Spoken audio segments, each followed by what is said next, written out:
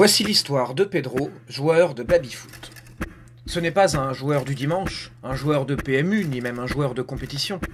Non, c'est stricto sensu un joueur de baby-foot. En métal. Il occupe le poste de défenseur gauche. Et tout joueur de baby-foot, humain cette fois-ci, sait très bien que ce joueur n'a pas beaucoup d'occasion de montrer ses talents. Il est là en renfort, voire en dernière chance pour un coup particulièrement retors, partant de l'attaquant gauche qui fait mine de tirer et finalement passe au centre. Bref, à part en de très rares occasions, Pedro s'emmerde. À cause de cette foutue règle de la pissette. Rapidement, pour ceux qui ne connaîtraient pas, il s'agit de l'interdiction de tirer avec l'attaquant droit, faute de quoi le but ainsi marqué est considéré comme un demi, soit l'équivalent d'un but inscrit depuis le milieu du terrain, c'est-à-dire qu'il ne compte pas en tant que tel et que la prochaine équipe qui marquera gagnera 2 points.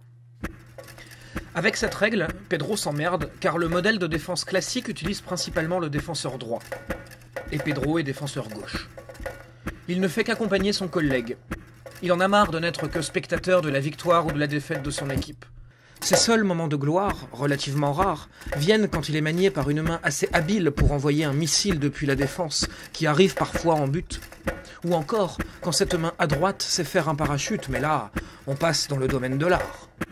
Et surtout, à chaque fois, on l'éclate violemment contre la paroi, ce qui n'est pas sans douleur, et ceci pour un hypothétique dessus de barre. C'est vrai que c'est beau, mais ça ne marche pas à tous les coups. Et puis surtout, il n'est pas un joueur de gala, il voudrait bien n'être pas là que pour les coups spéciaux, mais pouvoir participer au jeu, bordel de merde. Alors une nuit, Pedro décida que c'en était assez. Il voulait s'extraire de sa condition et tâter réellement du ballon. Il concentra toute sa force, celle qu'il avait accumulée des retournées ratées et des parachutes pêchés. La foudre frappa le plateau. Il avait réussi. En un éclair, il avait quitté son poste et avait gagné le droit de remplacer un attaquant qui, lui, par voie de conséquence, se retrouvait en défense. Personne ne le sut, bien sûr, car rien ne ressemble plus à un défenseur de baby qu'à un attaquant de la même table. Mais il y était. Il avait changé son destin. Oh putain.